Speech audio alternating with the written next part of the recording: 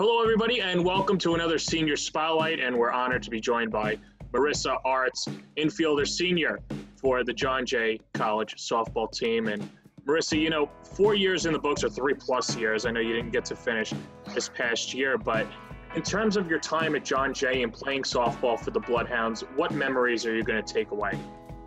I had a great time all 3-4 years that I've been here.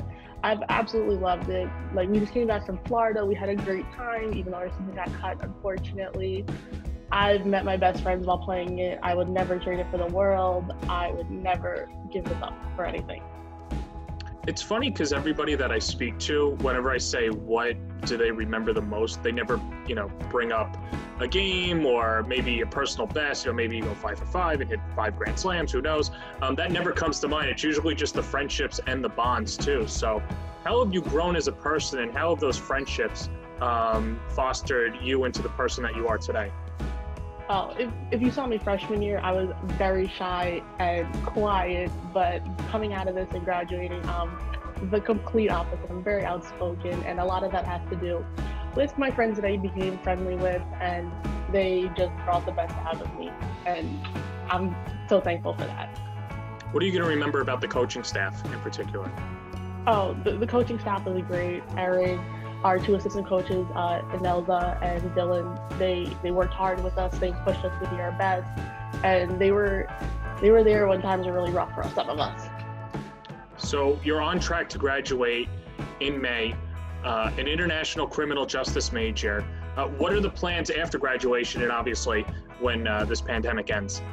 So originally I came in wanting to join the NYPD, and then my sight sets differently, and now I want to work on a cruise ship once this whole pandemic ends. And what specifically drew you to cruise ships, and do you see yourself as more of a person that wants to get into hospitality?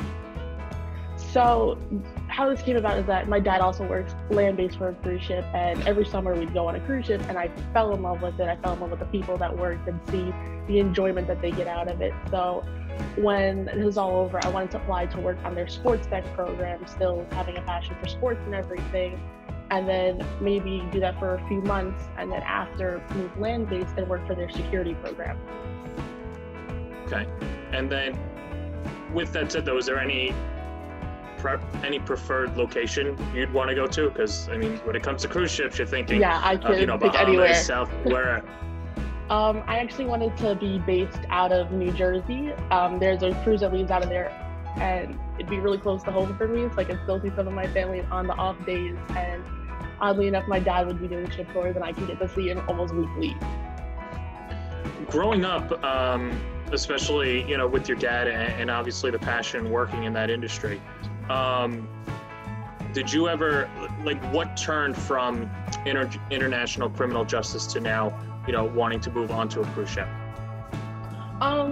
Sitting in a lot of my major classes for international criminal justice, we'd have these questions, and you realize that there's no answer for the question.